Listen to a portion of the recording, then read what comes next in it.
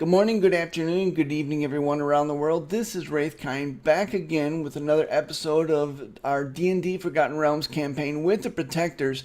And this is actually part two of our explorations, the Protectors' explorations in the hidden Glade, where they have been searching for a camp of trolls in the hopes of finding Emeraldi's mother, dead or alive.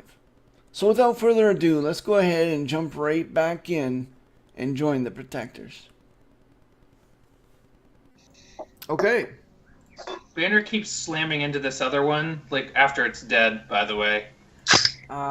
Beetle's gonna shimmy down and run over to, what's the cousin's name? Ethlic. And check him and see if he's all right. And she assumes at this point that the bar guest did something to Emeraldi to make him attack. Ethlic looks bruised. I mean, he's hurt, but he's not half dead or anything. Okay. He looks at Emeraldi distrustfully and he goes, "You're just like your father. I knew I couldn't trust you." I walk up to him and I say, "Calm down, it's okay. We're going to figure out what's going on." And as I do, I put my hand on his shoulder and cast Cure Wounds. Okay. Just a question. Was Emeraldi aware that he struck a non-foe target? I would say after the fact, after you come to your senses, that yes, you are. Emeraldi's on his knees and he's just mumbling prayers to Baranar. His head is down, but his hand is still on the weapon as it's laying on the ground. What do you mean, just like his father?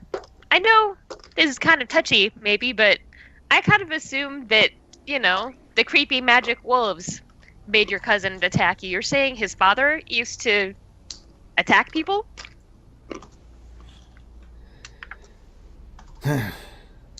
Melkor was one of the best fighters most of us had ever seen, but in the throes of battle, he would... Well, let's just say that we allowed him to lead the way and made sure we were not near him. After battle was joined, he became uncontrollable. Well, I've been fighting at Emeraldi's side for months, and nothing like this has ever happened.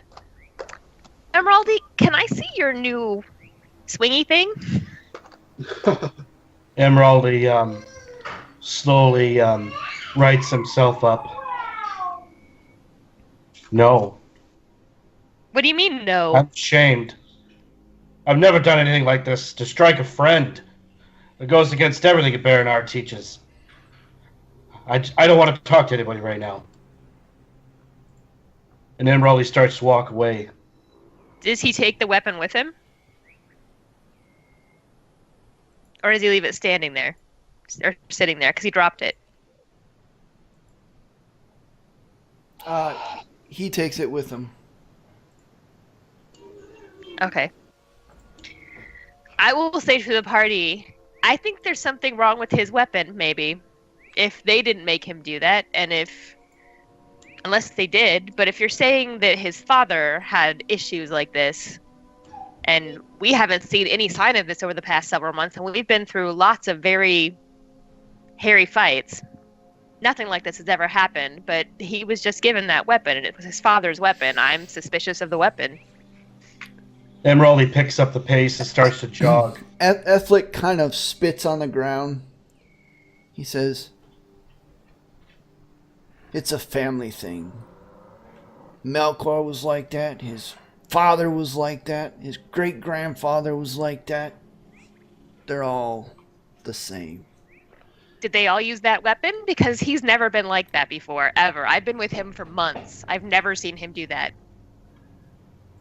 Ethlic kind of just shrugs, and he goes off to follow Emeraldi.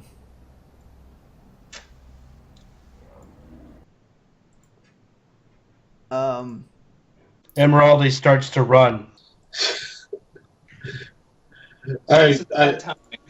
Yeah, I keep pace with Emeraldi, and I go, my friend, I don't mean you will not be able to outpace me. Please stop.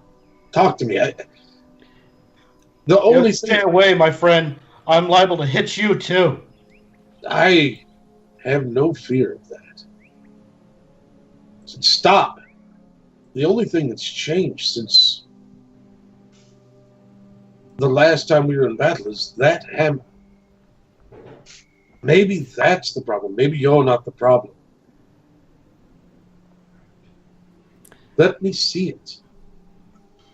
You see it in my hand. Set it down. Let me Emeraldi comes to a stop.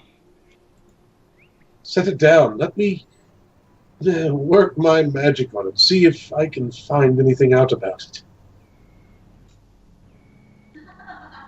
No. Bellows looks stunned. No. What? You would prefer to not know the truth? Is Beranar not a goddess of truth and justice, as well as hearth and home? Can you do it with me holding on to it? It's just so precious to our family. I just can't let go of it.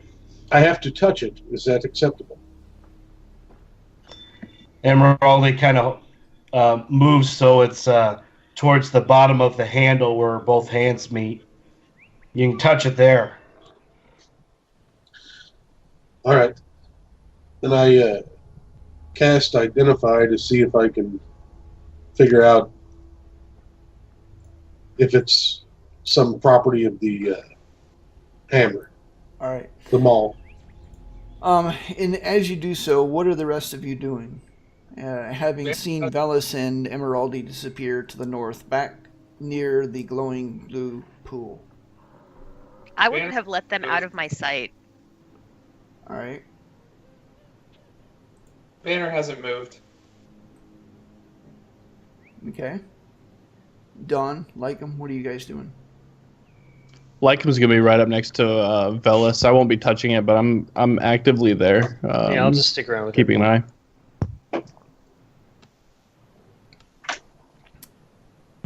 Did Ethlic stay with the banner, or he had up there with us?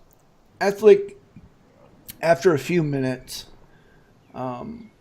does come. And are you casting this as a spell or as a ritual, Velis? If I can have the 10 minutes, I'll do it as a ritual. Okay. After about 8 minutes, Ethlic kind of comes nearby. He's kind of watching you. And Velis, usually you are very extravagant in your Identify ritual, but this time, maybe sensing the somberness of the moment, you just do it simply. And as you do so, as you release the spell into the hammer, the maul, you immediately get this strong sense, a sense of a curse handed down through the hammer strike bloodline from father to son for hundreds of years, perhaps. A curse that makes its user unwilling to part with the axe, keeping it within reach at all times. As a matter of fact, as you begin to delve deeper into this mighty maul, you realize that any other weapon would be insufficient once the user has attuned to this weapon and mechanically have disadvantage on all attack rolls with weapons other than this one. Unless no foe is within 60 feet of you that you can see or hear. You realize that this curse is activated whenever its wielder takes damage and fails and is unable to recognize the rage, the berserking rage for what it is. Mechanically, they must succeed a DC 15 Wisdom saving throw or go berserk. While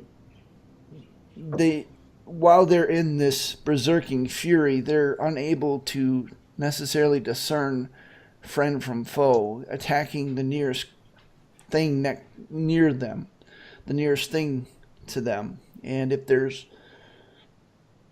they're surrounded by foes, not necessarily a bad thing, but if there are friends around, well, it's possible that they would get harmed as well. So mechanically, let me just copy and paste this into chat so you It's guys a berserker maul. can see.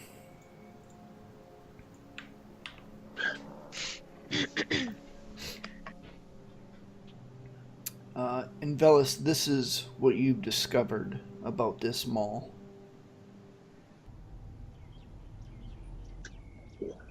Well, I look around. Banner's the only person not there with us. At this point, Ethlic is there, Lycum is there, Beetle is there. I don't know if Banner's there or not. I think he's back with the corpses.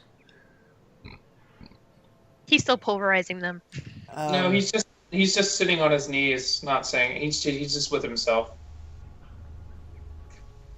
And Dawn. So everybody but Banner is there. Banner is still where you left him.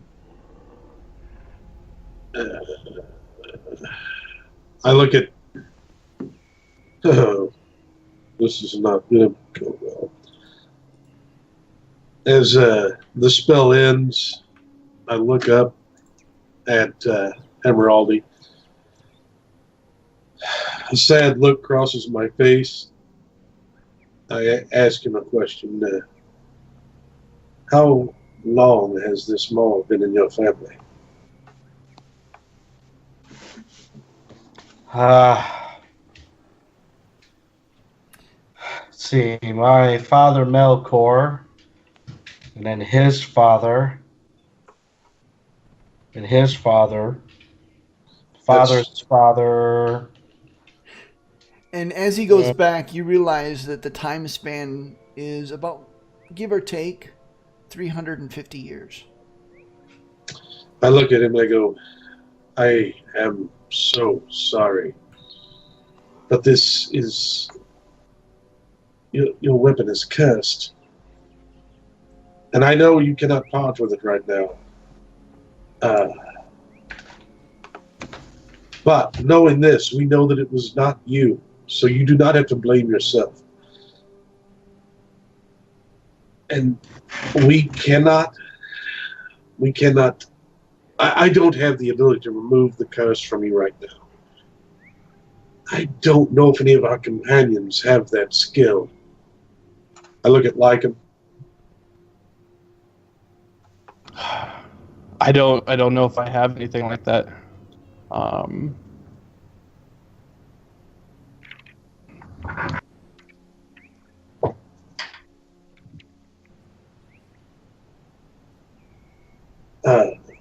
But I look at, well, I know what his answer is going to be no matter what I say about getting rid of the hammer. Right now it's going to be no.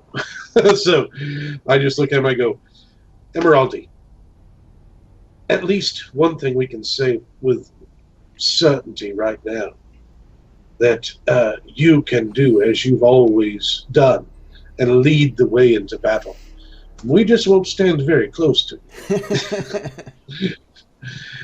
And when we can get this curse removed, maybe we can find a way to remove the curse from the weapon itself, But I don't know if we can do that and have it maintain its other abilities.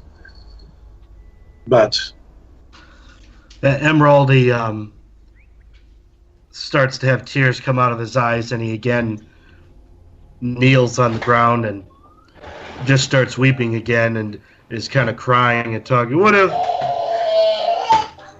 just like in the heat of battle, what if my father got hit by one of the trolls and he mistook my mother and he killed my mother? Maybe wasn't taken by the trolls, but she was killed by my father because he had this damned maul.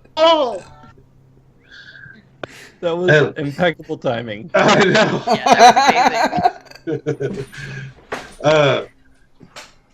It is, of course. Well, first of all, of course, we are here because we have rumors that your mother is alive. So hopefully she is alive and we can save her. But if she did perish in the battle, we can only assume for all of our greatest hopes that your father gave his life in defense of her and that he had nothing to do with her demise. That would be the story I would tell, since there is no one to tell a separate story. But right now, maybe we should just try to see if the rumors are true and we can find your mother. But if you would be so kind as to stand, we have left our friend Banner to his own devices. And we That Emeraldi, that banner appears, as you say, that banner appears Emeraldi outside the group. wipes the tears out of his eyes and stands with a new resolve. No, there must be a different way. Do you have a piece of rope on you? I want you to tie this hammer onto my back. I'm not going to use any weapon. I'm going to fight with my fists. No harm, no blades. I have to take a different path. I have to be safe. I have to keep you all safe. Emeraldi, if that's the case, then I think we should go back before we go any further on this hunt for the trolls. Maybe there's a priest in the city who can help us.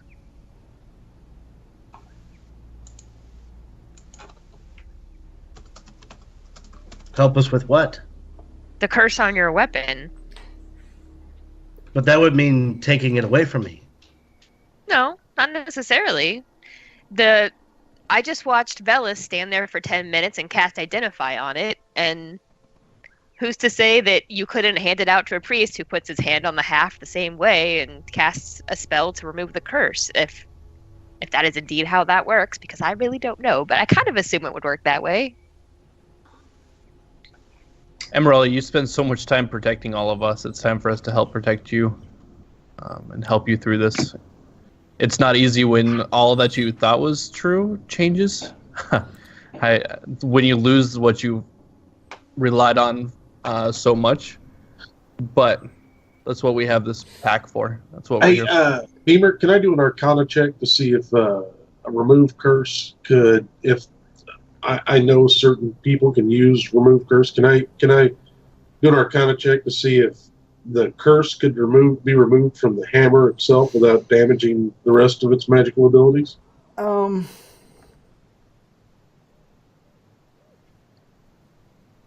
Yeah, go ahead. Can I assist with this? Sure. As you guys are talking about going back, Ethlic just kind of snorts. And he looks at you, Emeraldi, and he goes, "That's right, Emeraldi. Go back to Earthhome. Run away like you did last time after the brewery fell. Run. Run to your god." I look at him, I go, "You shut your mouth or I'll shut it for you."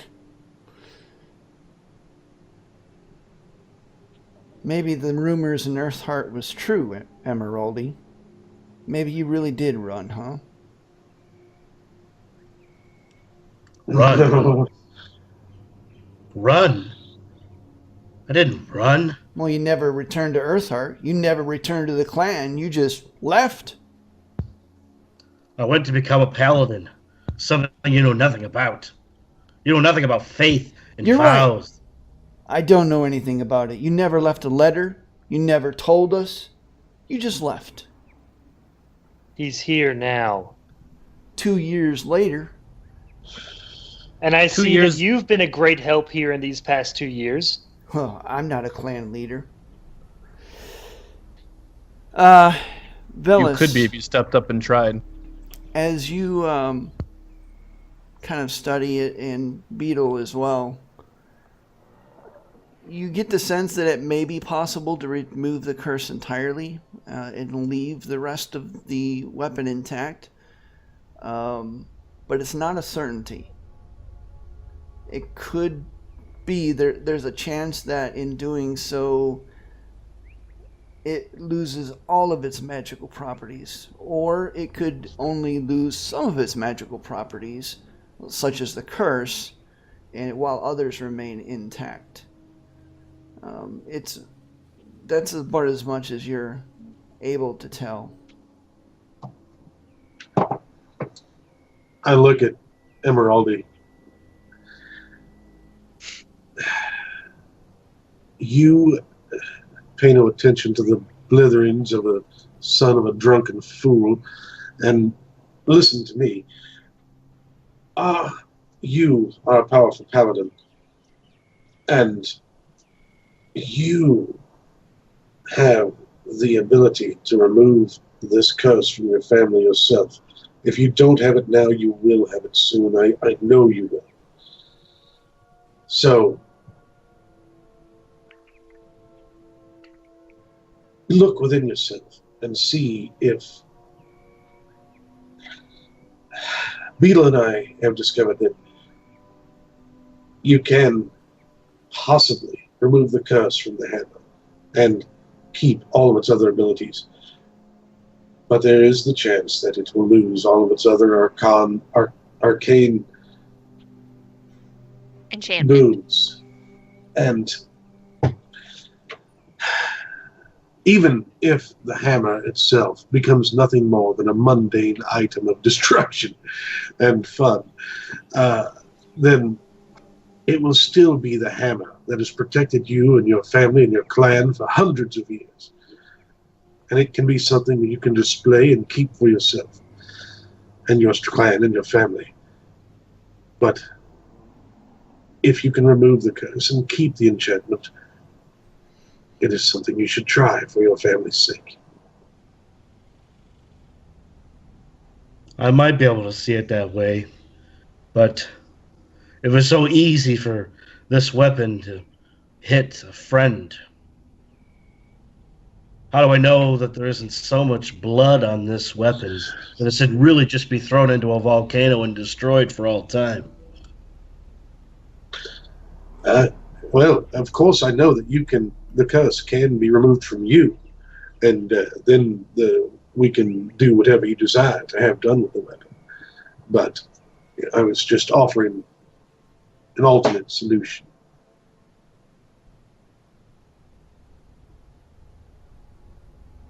And that is up to you.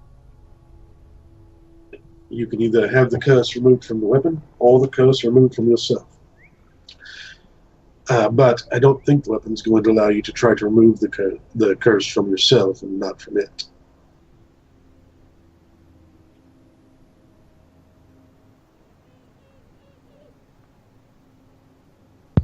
Emeraldi just kind of looks at the other party members, looks them in the eyes, see if they have anything else to say.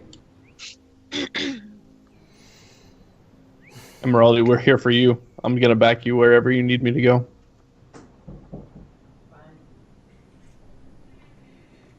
I'm still glaring at his cousin.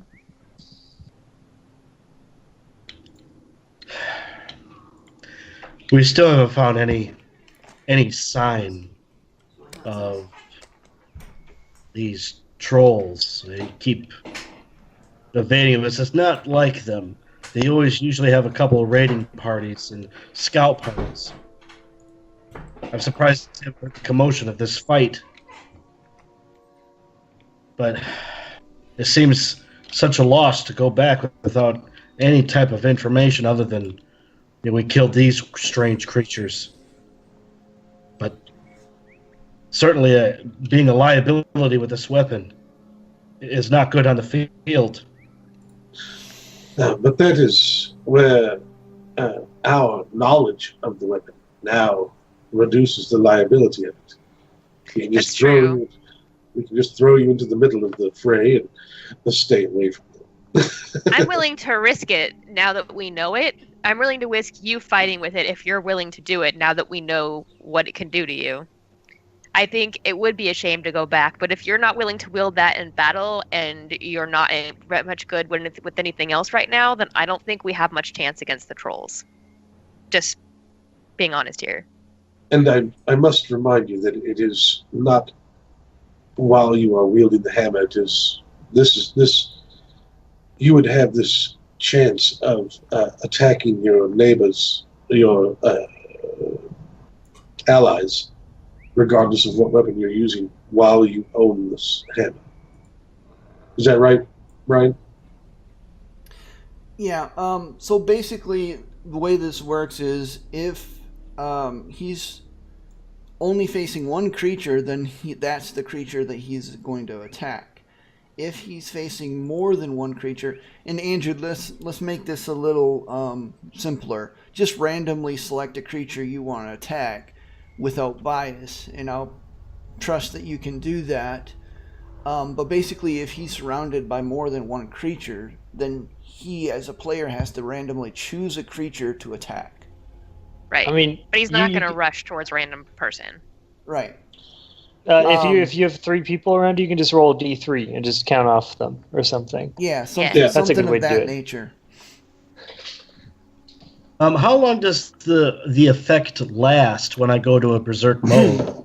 To the Because last I- one. On the other hand, until Emeraldi itself, if he can't cast any spells while he's berserk, someone could be dying, and he might not be able to cast Cure Wounds on him because he has to touch them, and he might punch them instead. Okay, so each round, and I don't know if I put this in there, but each round you can make a wisdom saving throw at the end of your round. I don't think I put that in there. So, to add that, at the end of your round you can make an additional wisdom saving throw, DC 15. And if you make the saving throw, then you're no longer berserk.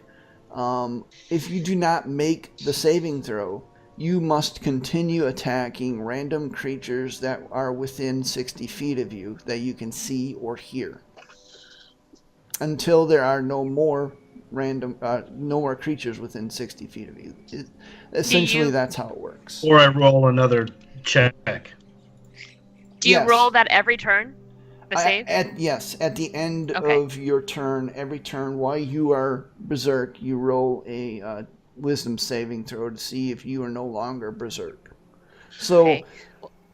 I mean, you have a chance of not going, and really this curse is only activated when you take damage.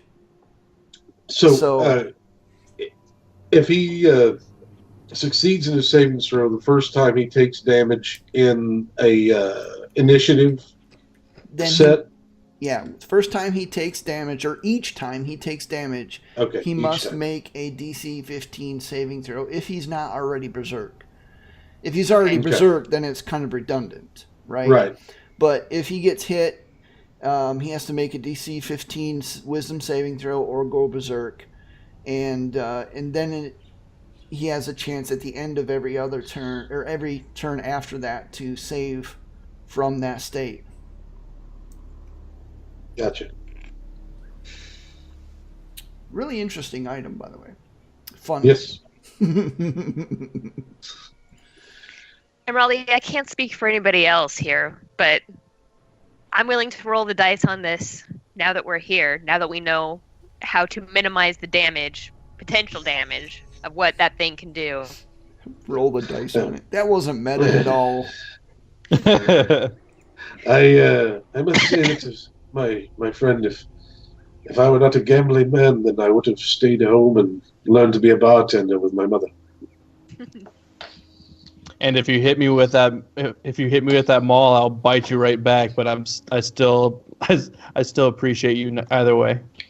I mean, I gamble every time I cast a spell. You don't see me stopping using magic. That is a good point. That is a very valid point. And none of you have ever asked me to stop as well. We take our lives into our hands every day just hanging out with Dawn. Emeraldi chuckles a little bit. That is pretty funny. Although Dawn is much easier to look at than you. I don't know. I like her better with the beard. Well, it was feathers. What do you say, Emeraldi? Shall we continue on? Let's continue on, but you guys got to give me a wide berth. Okay. Well, I They- stay they're away just- from everyone with the swords anyway. I think Lycan usually gives you a wide berth simply because of your scent. And while you guys are off kind of discussing this, Dawn, you can't help but notice that pool next to you still looking quite inviting. So delicious. Ethlic actually kneels by the pool and Oh. takes a drink. I don't stop him. And as he does so, Screw that guy. you hear him kind of sigh contentedly. You see some of his bruises kind of disappear to just the yellowing. It's a as lie. he looks a little better than he did before. I'm sure he just imbibed some brain-eating parasite. I'll take note of that. I will. I'm not damaged, so I'm not too concerned. But If I wasn't so angry at Ethlic right now, I would ask him about the pool, but I'm too angry to speak to him in a civil manner right now. Emeraldi, Ethlic does kind of go out to you, and he says, "Look, I just want to get this off my chest. You're a paladin of Baronar True Silver. I get that, Oh, right. Brain in your head. but don't you find it odd at all? I mean, you're serving the goddess of hearth and home, but right after the brewery fell, there was no message. There was no, I'm still alive. There was no note. There was no messenger.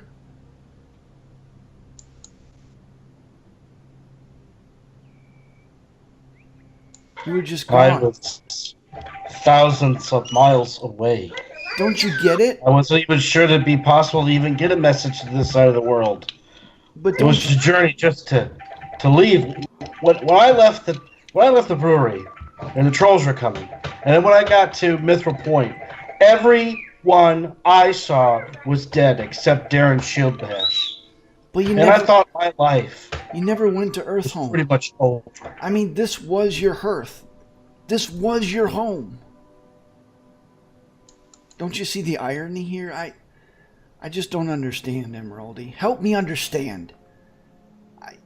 Wouldn't you be angry? Can't you understand my anger? Are you're mad at me because I wasn't here? I thought everyone was dead. And I nursed Darren Shieldbash back to health, and he offered me the chance of a lifetime to start a new life because I thought my life was over with. The brewery destroyed, Mithril Point gone, clan wiped out. And so when Baronar blessed me with that path, I took it. I took that opportunity to serve. But I knew that I was going to be coming back.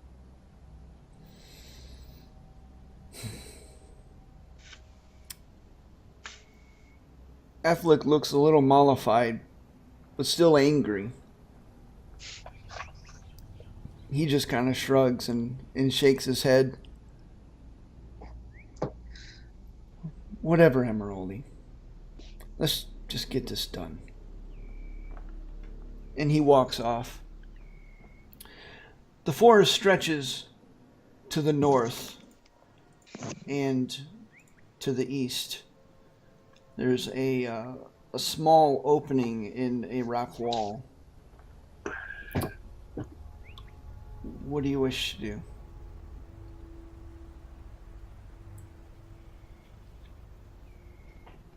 Well, I can go back into tracking and see if we can figure out where we want to go from here. All right, make a survival check as you're kind of looking for troll tracks. All right.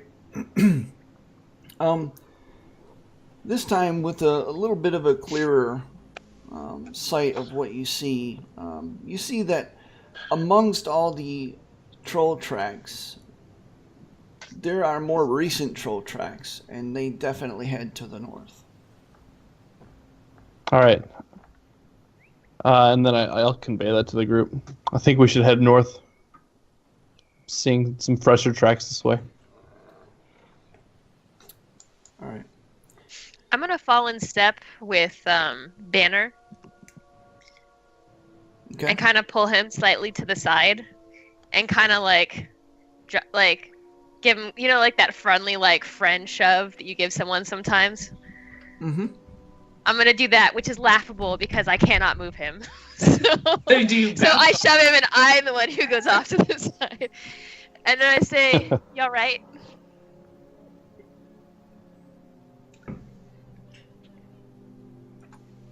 Banner doesn't really respond. He's kind of thinking. He starts thinking about whether he wants to respond. Like his wheels are spinning, and sort of the moment to respond passes. All right. Well, she kind of lets a companionable silence fall, and she says, "We've all got your back. And if you need us, we're here."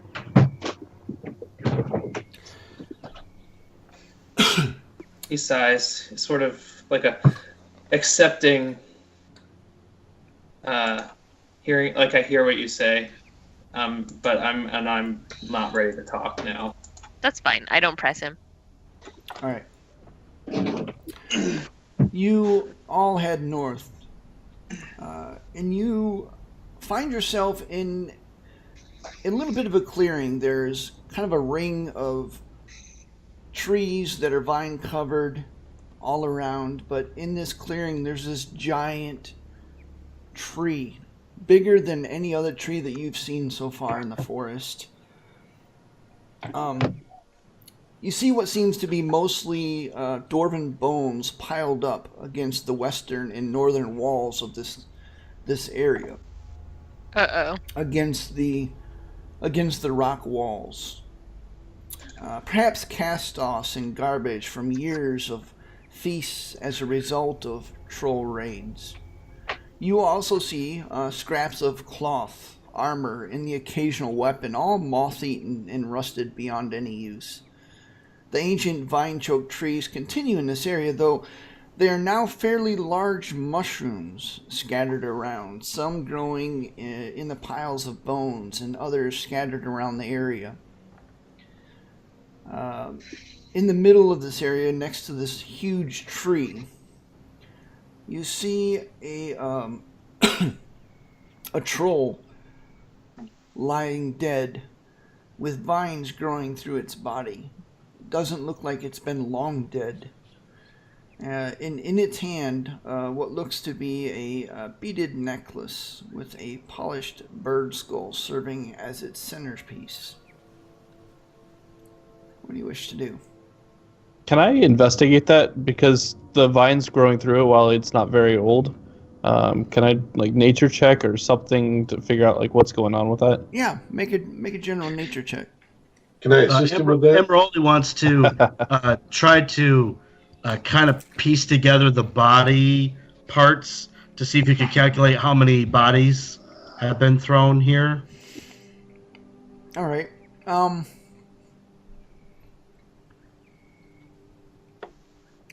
Sorry, this is dinner.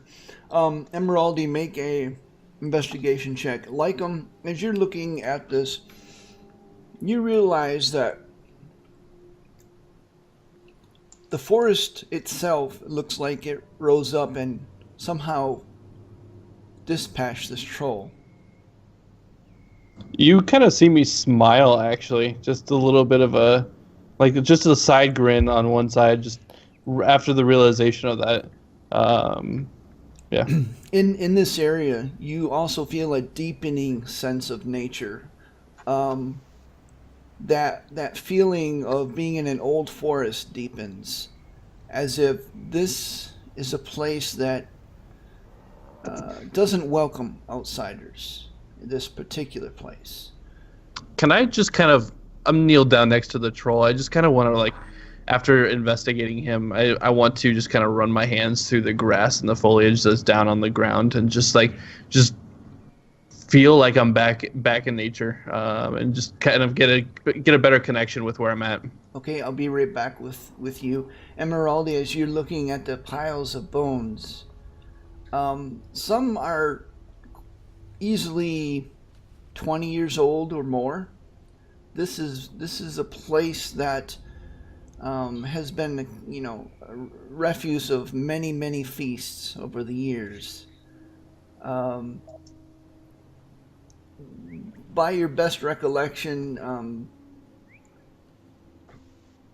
the trolls have ate well here for maybe the better part of 30 years. And as far as back as you can remember, trolls have been raiding the dwarves, though in the last 5 or 10 years they have become more fierce. But this is not necessarily a new thing.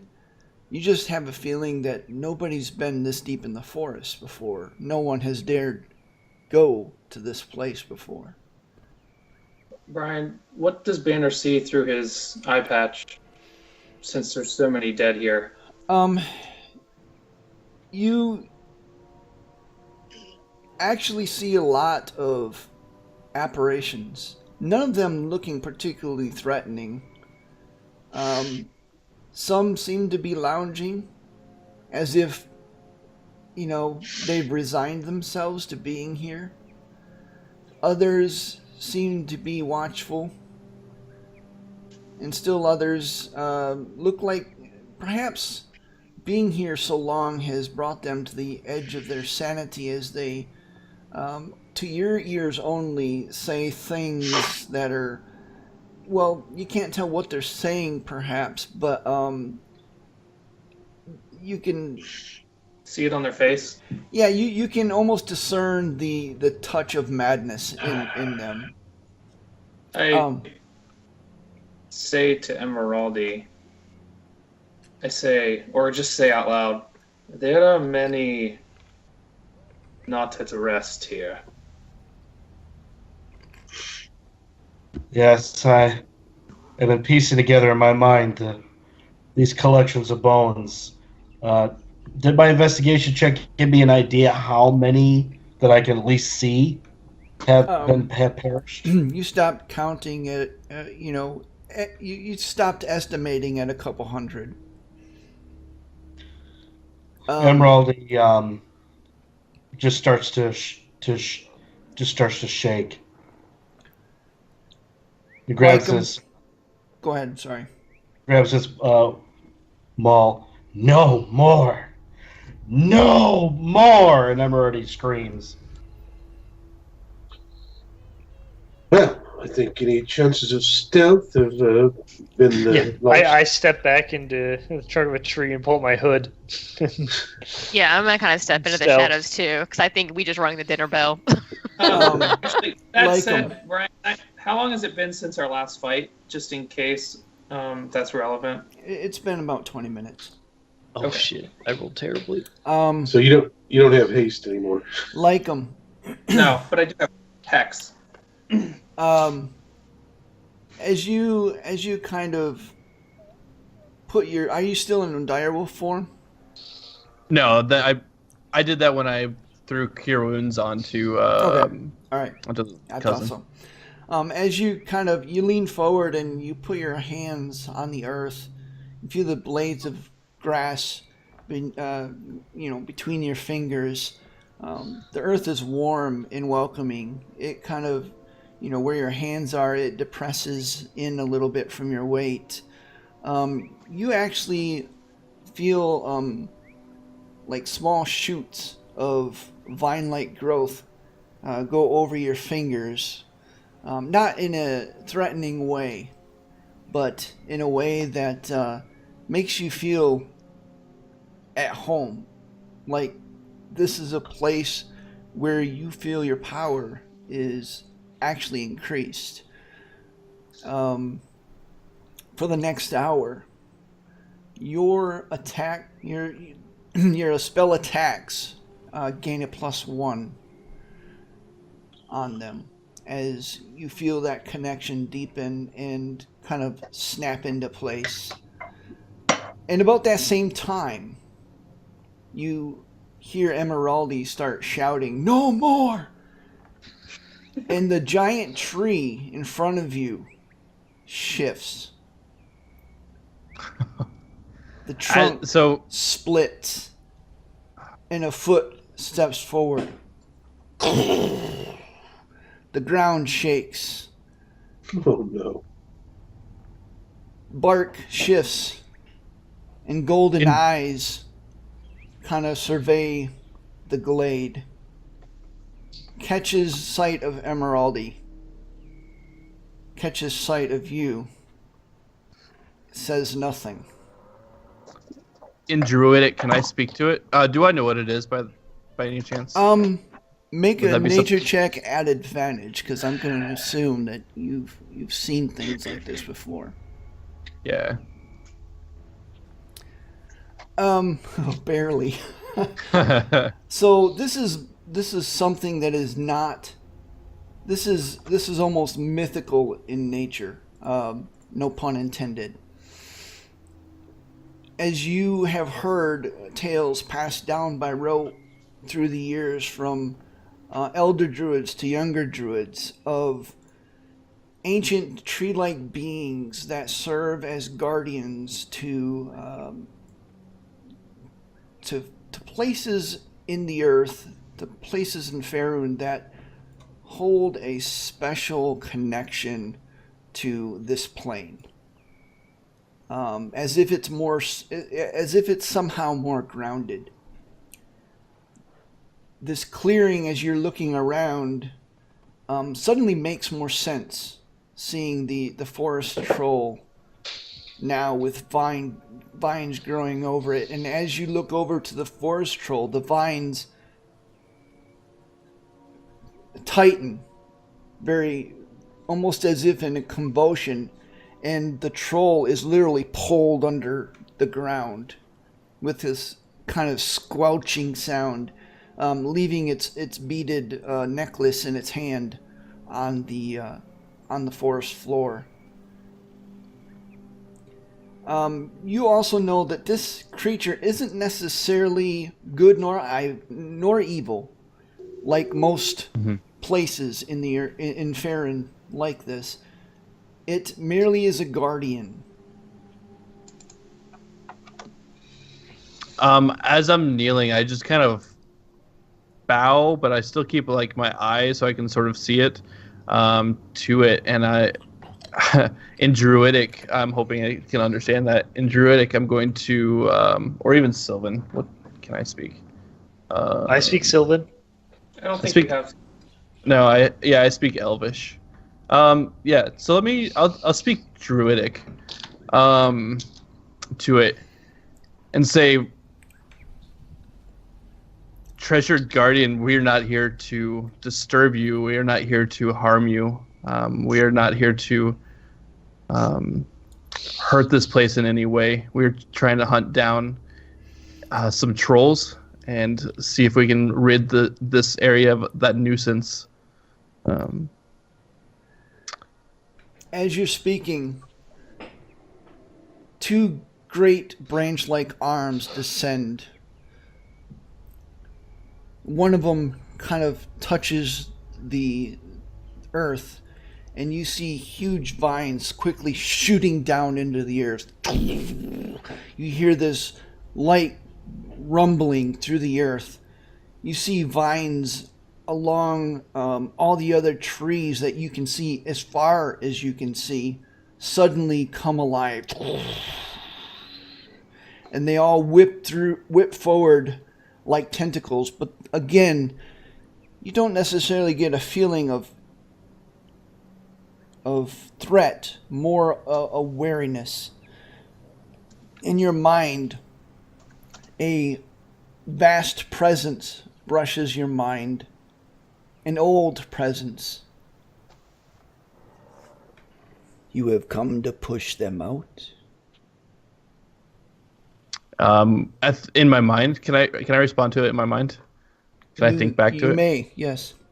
Then that is the goal, to push them out, to retrieve a friend, see what we can do to affect this, to bring this area back to what it's supposed to be. All the rest of you at this point see this gigantic tree-like being. He's easily 80 feet tall. Great branching tendrils going in every direction. Vines that are actually close to each and every one of you, as if wary but not necessarily poised to strike. You see Lycum kind of staring up at him. What are the rest of you doing at this point, Emeraldi, as your shouts kind of die away?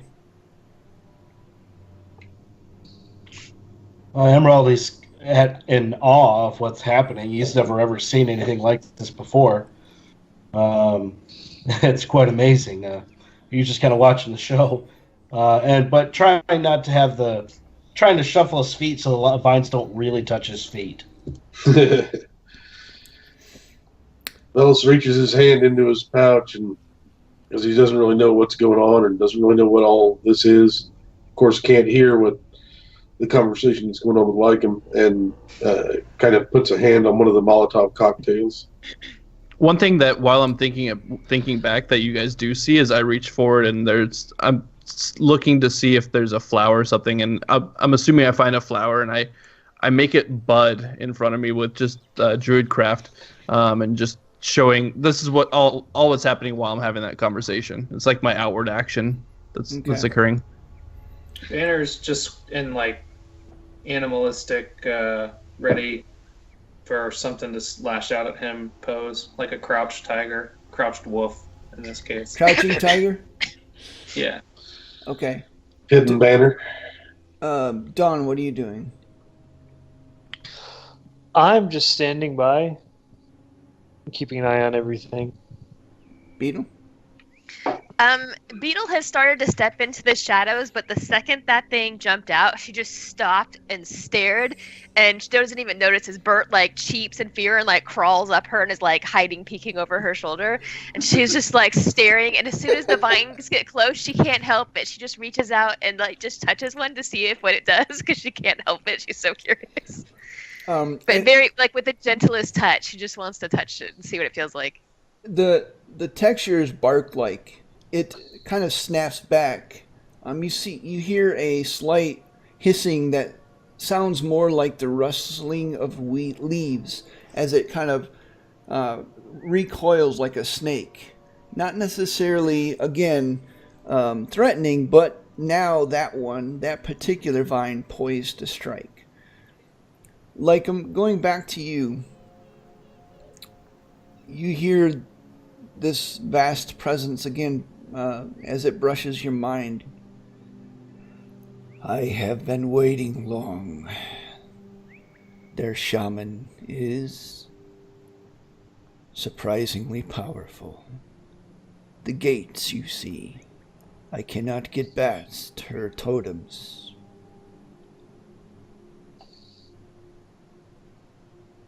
What can we do to help for you? What do you need of us?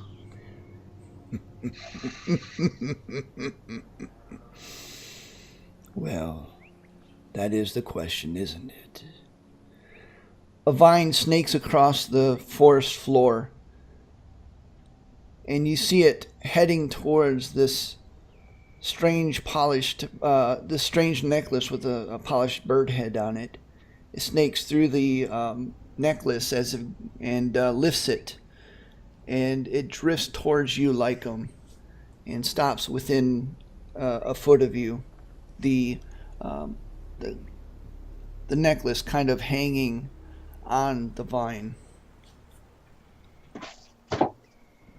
I reach out and I start to cradle it in my hand and grab it from it. What is this? I think back. This is your key. I have been unable to utilize it, for I am not. Well, I am what I am. And it requires more than me. It requires a breathing being, a living being with blood and bone. I have but chloroform and bark.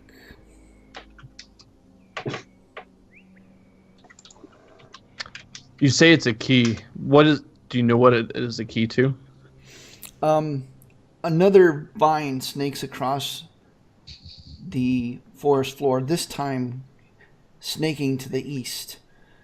In the distance, approximately 40, make that 20, 30 feet to the east, you see what looks to be a large totem. It's a large totem standing about 6 feet in height.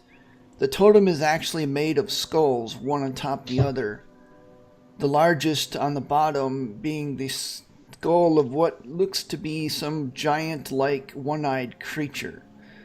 The skull easily something that, should you care to, could crawl inside of. And the skulls on top of one another are smaller and smaller in size. You don't see any ominous glow or anything coming from it, but you definitely get the sense of foreboding as you realize that this is some kind of totem meant to forbid passing.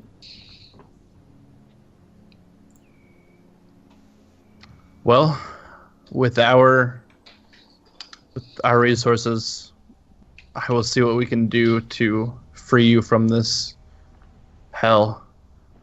I can't stand to see you sitting here, stuck in this place. Just push them out. With that, he kind of turns to the south, and the earth kind of rumbles under his feet as he begins to stalk away. As he does so, you notice, all of you notice, the mushrooms that were around, scattered in this glade, actually retract like flowers and recede within the earth. The vines that are along the trees, there were 8 trees that surround the clearing, kind of unravel and pull into the earth. And other vines still snake across the forest floor, following the tender as he heads south. And as he does so, as the rumbling of the ground recede and he disappears eventually from sight as he rounds the bend, like him, you realize that perhaps you were the only one to counter this tree tender, this grove tender, this wonder of nature in a very long time. Perhaps hundreds of years. Perhaps longer. I just kind of sigh, and I druidcraft around the area that's in front of me, a few more flowers up, and I get up and I turn around and I recount the conversation to the rest of the group, letting them know that We have to do everything that we can in our power to help free this majestical being from this place. So, to clarify, he's not actually trapped here. He just can't push them out because he can't enter their territory, right? And like him, that is the sense that you got. Okay, cool. I just misunderstood that a little bit then. Okay. And, okay. As soon as you explain that, Beetle wonders aloud if we can destroy the totems somehow. That was my thought as well. Everybody stand back and let Emeraldi hit it with that hammer. Well, before we do that, I think we need to think about this because it may be the case that the second we attack the totem, a bunch of trolls boil out of wherever they're hiding around here like ants from an anthill. So, and we need to be prepared if something like that happens. Will that being assist us if we help it? Did I get that kind of feeling from it? I know I didn't ask it, but You have no idea. You don't know what this being's motives are other than what he's communicated to you. He's gone now, right? Yeah, he is gone. What's that necklace do? A point of clarification once again. The necklace is passage through the totems, correct? So we don't actually have to destroy them to get in. it's the key to something. Or was that- that is what Lycum would have. That was the impression that Lycum would have gotten. Okay. So we now have one of those keys. Emeraldi wants to take some time to purify and say some blessings over the many bones, not only for if they're dwarves or any other beings that have been buried here, and wish them onto the right place in their spiritual direction.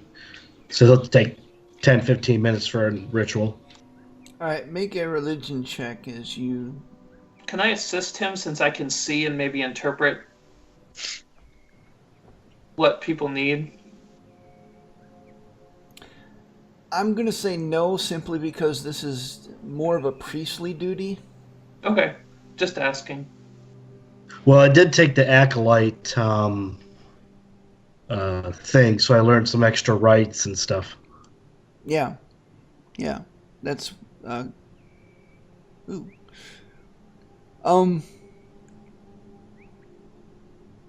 As you go into trying to put them at rest, you feel like there's a little bit of a spiritual struggle to do so, as if they're not ready to go just yet. You actually feel a little bit of spiritual resistance. Some of the mad... Banner, you do see this. You see some of the dwarves that were, touched by madness seemed to calm. They kind of blinked their eyes, their madness receding. And every one of them take note of Emeraldi.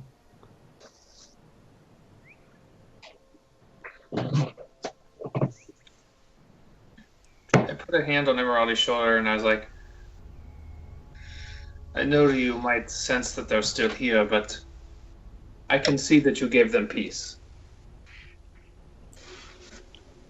Well, I could always come back.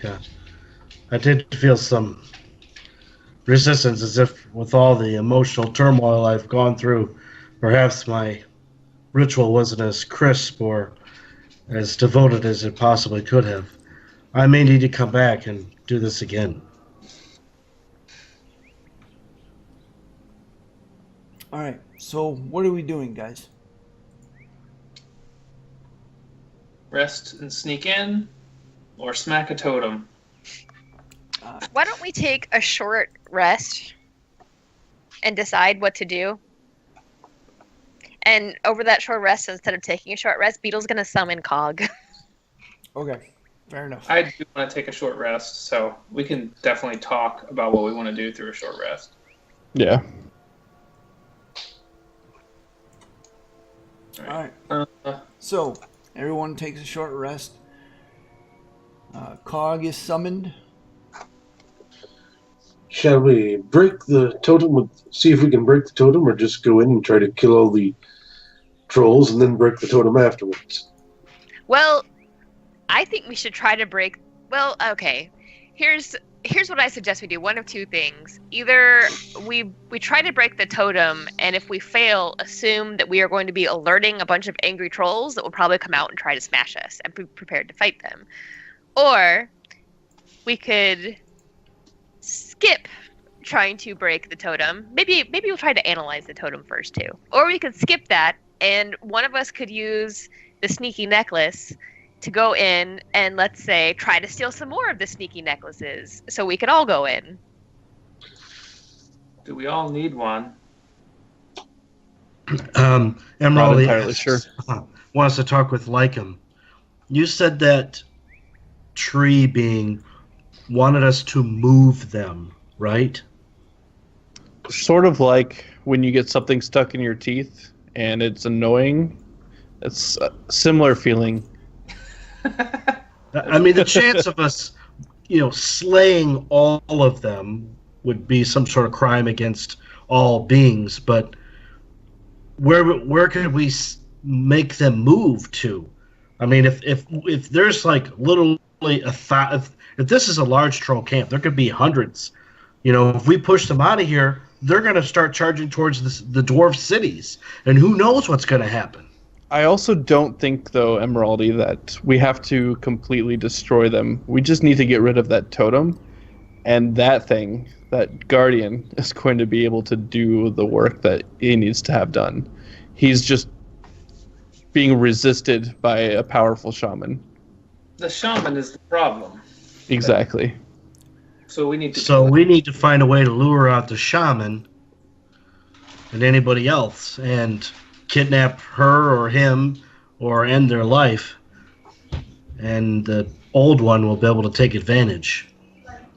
Ethlic kind of speaks up and it says, "Well, I can tell you right now, this isn't the main camp of the trolls. Whatever is here, it's something that the trolls revere. At least that's what I'm thinking. Like a shaman? Well, it makes sense." Emeraldi's been holding this thing in his mind. Cousin, I saw you drink out of that pond back there. You have ale on you. Why did you drink out of that pond? Well, I was thirsty, but seemed to have done the trick. The types of water that's in our lands and how dangerous it can be to go and drink right out of them. Why would you do such a blatant unsurvival tactic that we've been taught since we were boys? It did look pretty shiny. I was tempted to drink some myself. I don't know. It looked inviting. It looked good. So I drank it. I didn't think anything of it. Have you been here before? Have you drank that before? I've not been back here. Okay. I don't think I anybody's haven't been here. back here. Well, Well, the pool is behind us. trolls with notwithstanding. Can, But I how will far say away- this, it did the trick. I feel a lot better. How far away are we from that totem thing? It's about 30 feet to the east, maybe 40. Can I go look at it? Yeah, I want Yeah. to go over and look at it too. I'm gonna Yeah. spin a spell slot Were and cast there a Identify lot of- on it. Were there a lot of troll tracks near the water? Because Emeraldi's starting to put two and two together. I mean, you have possibly, healing waters next to a tribe that they could have, sack the water away and continually drink it and never take any damage. Is that here though? I mean, there was some troll tracks that went through here, but there wasn't a lot of troll tracks around the pond per se.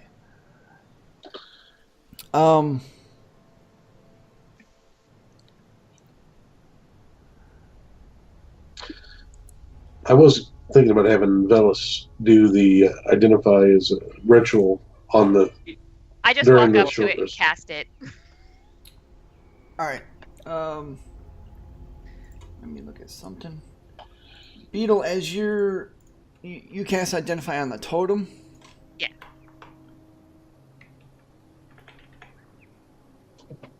All right. Let me look at something real quick.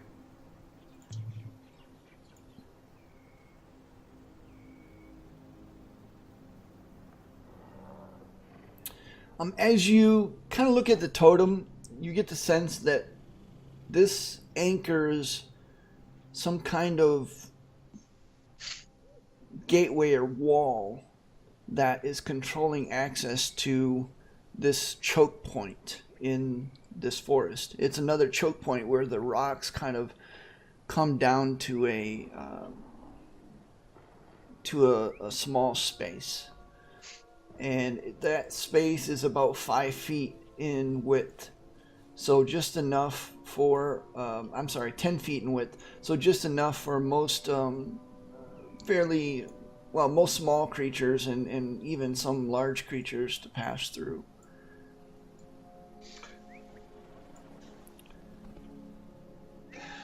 Essentially, this, mechanically speaking, this acts very similar to Wall of Force. Okay. Very similar, but it is not that spell. Do I think it can be dispelled? It's a possibility, but not easily. Okay. And that's all I get? Yes. All right. So I will relay that back to the group. In that and case, say, how did the trolls pass through it? well, The the necklace, right? I hold up the necklace. Should we try to destroy it? If we want the shaman to come out, perhaps breaking one of her magical toys is the way to do it. So, if- will you describe what the totem looks like once again? Sorry, I missed it the first time. It's about 6 feet tall. On the bottom, it has this. It's full of skulls. At the bottom, it's a large skull of a large, giant-like being with one eye. You have just one eye socket in the skull. On top of that, you see progressively smaller skulls, almost like pyramid in design, one on top of the other. You do notice a thick-boned dwarven skull, as well as a human skull in its collection, as well as other creatures that most of you, except for Emeraldi, don't actually know or are familiar with. Emeraldi, you see a very large elephantine skull with very ornate tusks etched, and actually in the etchings is silver that has been lined into the etchings, into this great, very intricate design as you look at a Luxon skull. So, if I were to, I'm saying this in character, if I were to put the necklace on, I could pass through this barrier, correct? We think so. And then Oh, if I yes, took it off and then threw it back across to you guys, could we go in tandem like that? We could try it. Here, give it to me. I hold out my hand to whoever I give has it. Who has I it? give You? it. I give it to Don. I put it on and I take a step over the line. And as you do so, you feel this kind of tingling sensation sweep through your body, but nothing untoward happens as you stepped easily across. That was a little unpleasant. I take it off, and I attempt to toss it back over the boundary to Beetle. And it goes back without any issues. Now I try and put my hand out.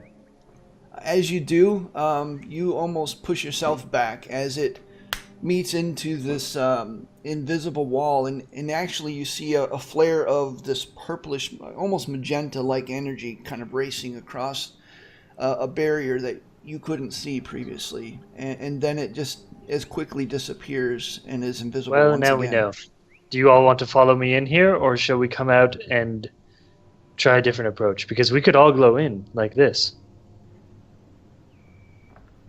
Can they hear me on the other side of the barrier? Yeah. Yep. Okay. Absolutely. They're just kind of all looking at you, apparently Confused, I guess. I don't know. Well, I suppose we could just go in and see what happens. I feel like we should try to destroy this. Well, But now then that again, I'm I on don't this know side if of the barrier, would it be easier for me to destroy the totem? Is the totem on my side of the barrier or on their side No, of the barrier? the totem is actually on their side of the barrier next to this rock, so you can't actually see the totem Oh, anymore. okay. Okay. It's Hey, obscured. What if we all just left right now and Dawn couldn't get out? Then I would sneak into the troll camp, steal one of their necklaces, come out, and kill all of you. That's a good plan. All right. Well, So what are you doing? perhaps Come on, let's the go. stealthier option is best. It's up to you, Emeraldi. Do you want to set a trap or do you want to go in? Maybe Swinging. we could go in and then set a trap inside. Or that. Well, remember the last time we set a trap all the way up north in that orc camp? I kind of wonder what havoc and mischievousness and shenanigans we can employ in this troll camp. I do have some rather powerful illusion spells that would probably help in setting such a trap. Ethlic kind of speaks up. He says, well, and here's another thing. If dear old mom is in there and you raise a stink, what do you think is her chances of survival are then?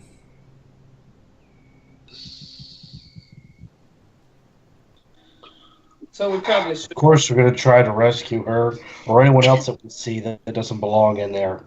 So we should go in first. I take the necklace and I go through. All right. I Let's do catch this. it from Velis and I go through and throw it back. I go next. This will be the slowest retreat ever if we need to leave. Yeah. Emeraldi says, what if we all held onto the necklace with one finger and crossed through it? Try that We can with certainly try. Bert. Well, Emeraldi and Ethlic and Lycum, I think, are the only ones on the west side of the barrier now. Let's try it, Emeraldi. I'm intrigued. If you Okay, break the Emeraldi necklace, gets on it with his large pinky. Ethlic just kind of looks at you both and uncertainly, and he goes, I feel stupid doing this. And he puts his pinky on it, too. I pat him on the shoulder. I was like, there you go. Now you're starting to act a little bit more reasonable. Oh, Hey, shut up. cousin, you definitely still look stupid holding on to it that way. Can Takes we one get to this know over one. with? so once they're through, so are we charging in or stealthing in then? Since Did they that might- work? Were they able to get in that way? They were, actually. That's good to know. Well, then we know how we have a way out at least. So, Velis, did you cross the barrier as well, or what? Yeah. Mm-hmm. Okay. Only one problem. Bert, on the west side of the barrier, kind of looks at everybody, and you see a couple of concerned whirs, or you hear a couple of concerned whirs come from him as he tries to follow you all and plunks off the barrier. Even when we throw him the necklace? You haven't thrown him the necklace. Wait, don't do Oh, that, or we're stuck. Wait. I catch the necklace, and I walk back through with it, and pick up Bert, and come back. All right. All right. So now on the east side of the wall of forbidding.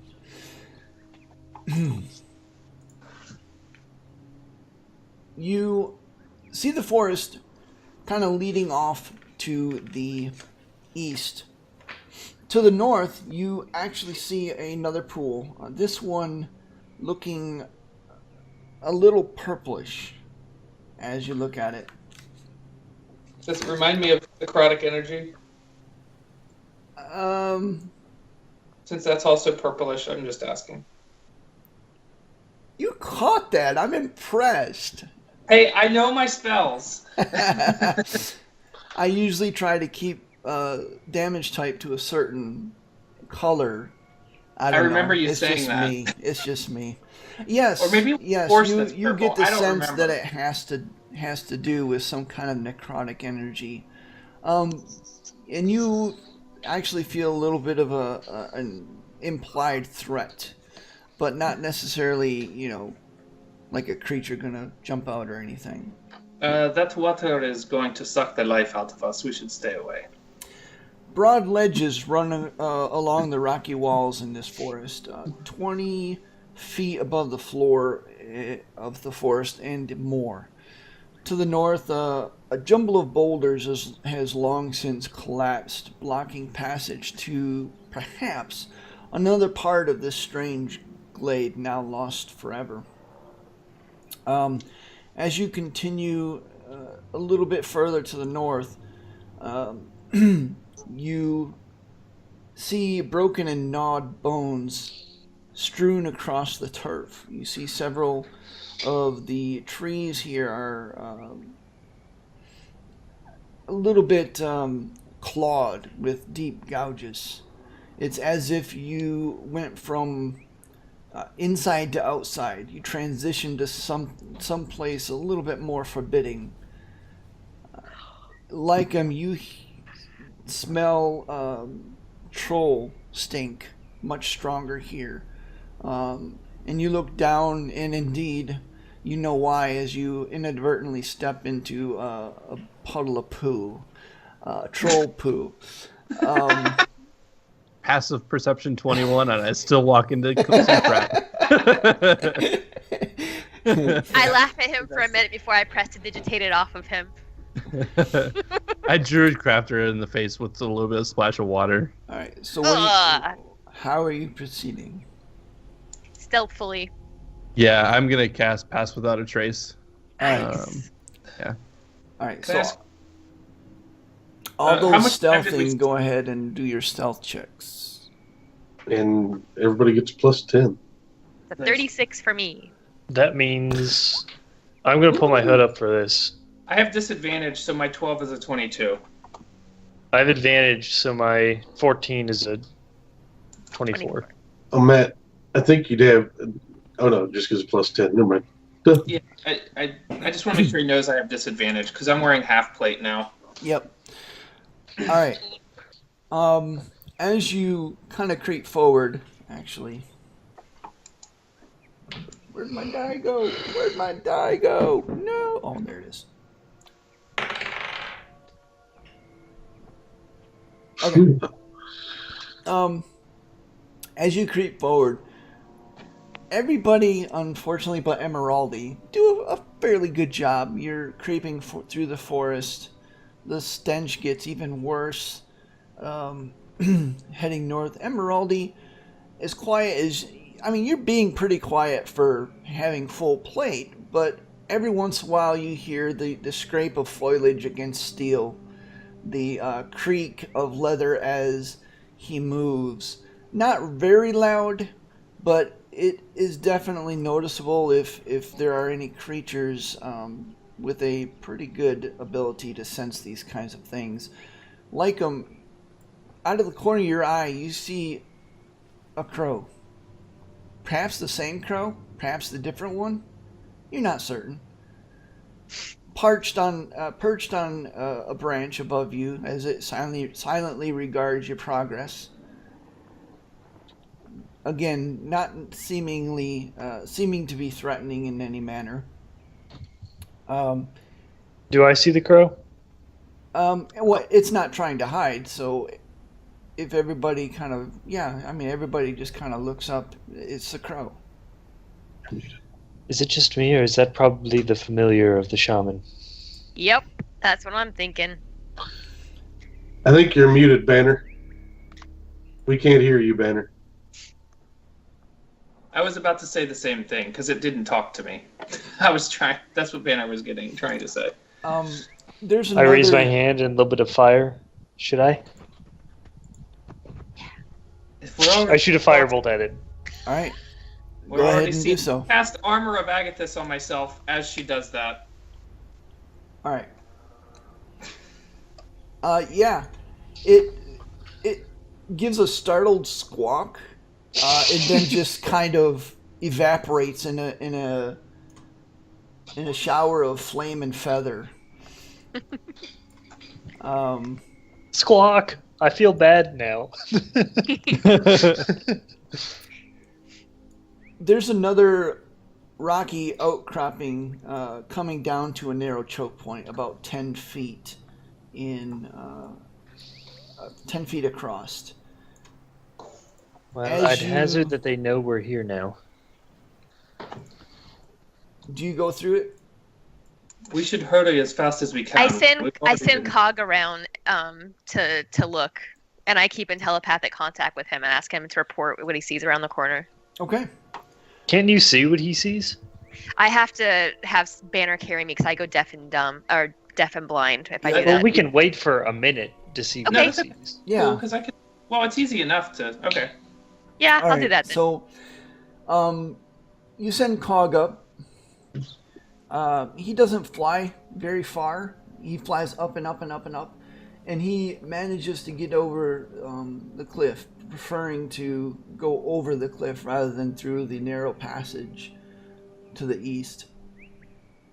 And he disappears from sight because the cliff blocks the view of all of you. Beetle, you look down and you see several, surprisingly perhaps to you, several huts. They're very large huts, approximately 20 feet radius. You see what seems to be a small village, not a very large village at all. And in that village, there's a bonfire going, a spit over the bonfire, and turning on the spit what looks to be like a half of a corpse. You can't really tell what kind of corpse, you're too distant. Around the bonfire, a very large troll. You're not really, you've never seen a troll before. You don't know how big trolls are, but it's huge. And next to that troll, you see another troll, face painted with a light blue, kind of a woad tattoo across its face, across its arm, across its chest, is just like this mind-bending pattern. And in its hand, leaning on a gnarled staff with what looks to be a dwarven skull on its top. Okay. And that's So that's all you see. Okay, I'll report back. I see 2 trolls, and I'll describe them. And how many huts do I see? Approximately 5, but Okay. they're pretty large huts. Do they the look shop- like they could house like 1 or 2 trolls each, or more than that? If the trolls are all of the size of the one you saw, easily yes. At least one, perhaps more. Okay.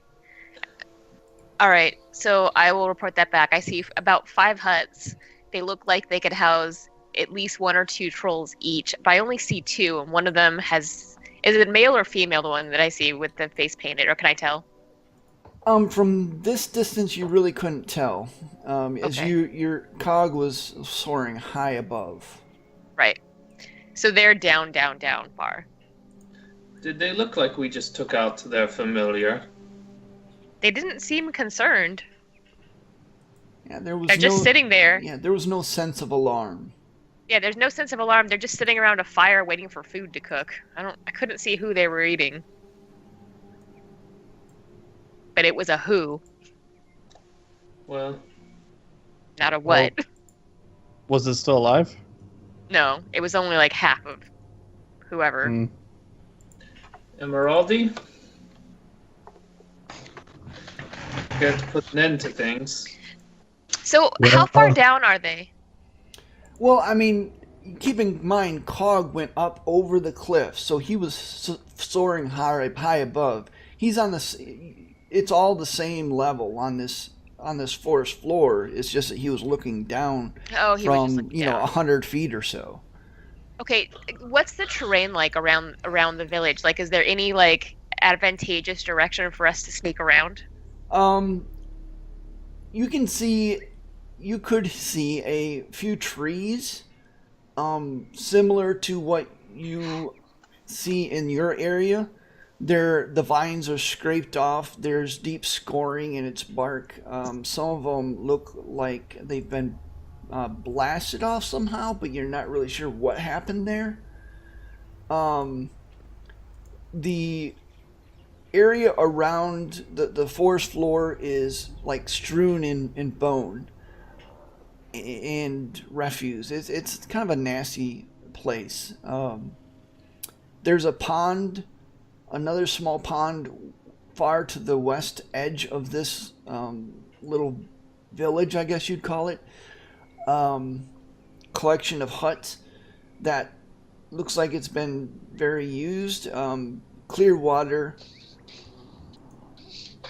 It's not necessarily, it doesn't have like a solid forest canopy over it because the trees have been harmed so much. Okay. So, I mean, there's some cover with the trees and stuff, but not a lot. It's this basically, they've tried to clear it because it's their dwelling place. Right.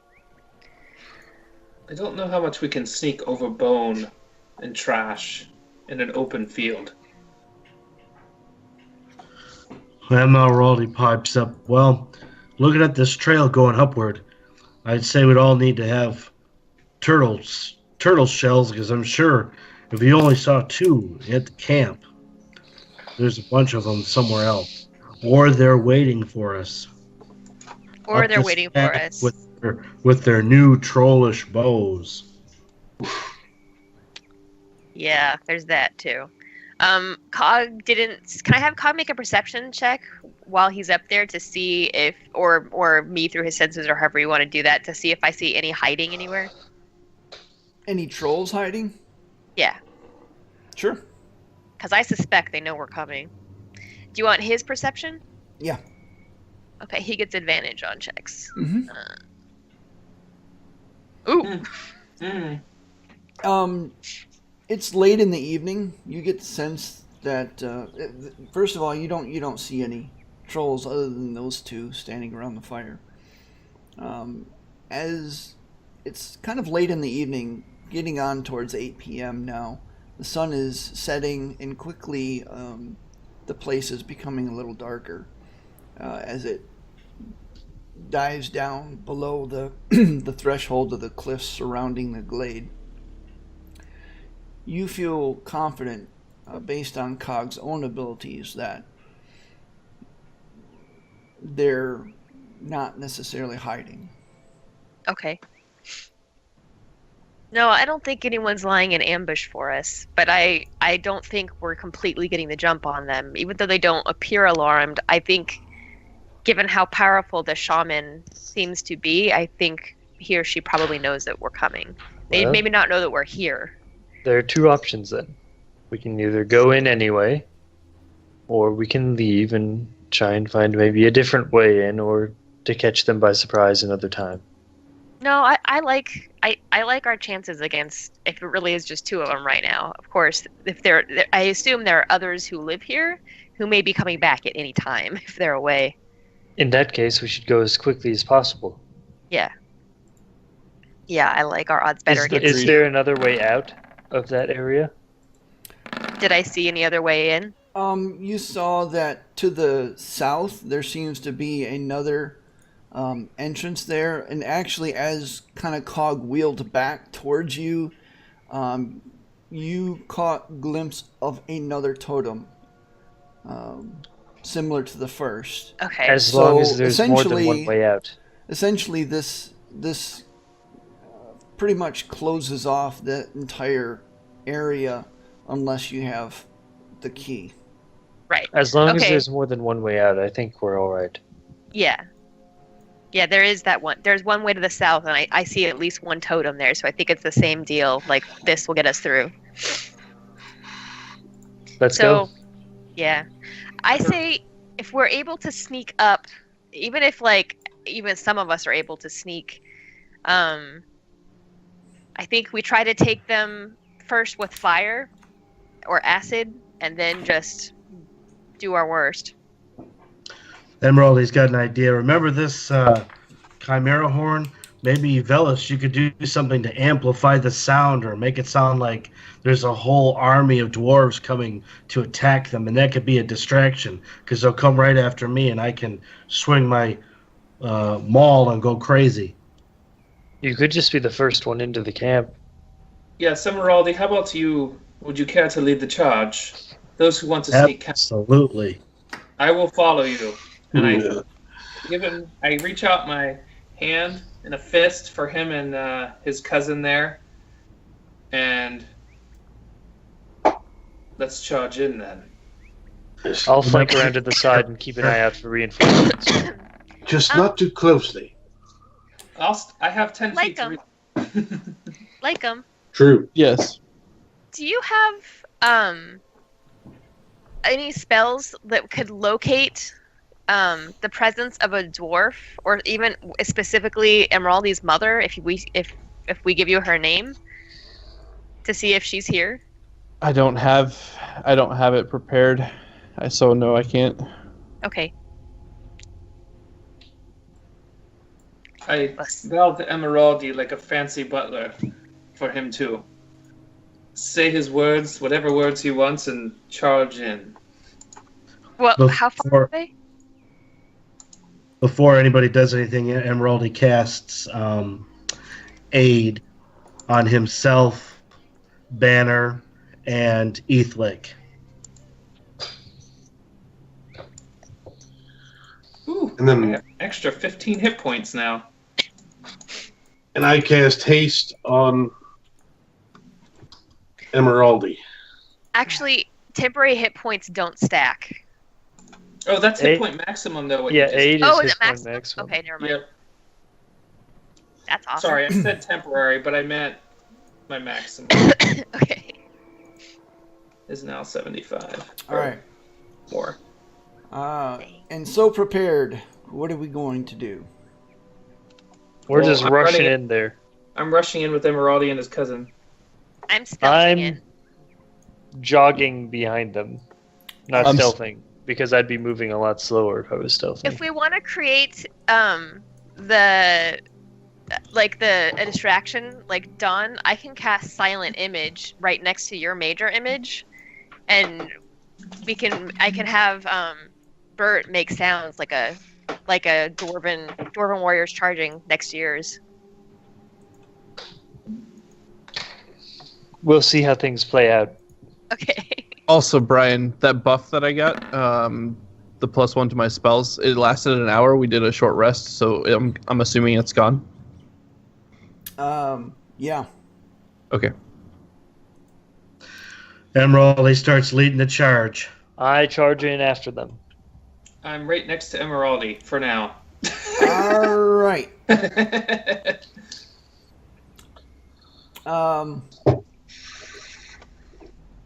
Everyone, roll initiative. And well, that concludes this episode of our Forgotten Realms D&D campaign. If you have enjoyed these episodes, please remember to hit the like button for this video. And if you'd like to see more, feel free to subscribe to this channel. You can also watch us live on Twitch TV. And the link to my channel is down below, as well as a link to my Twitter feed. Until next time, have a great day.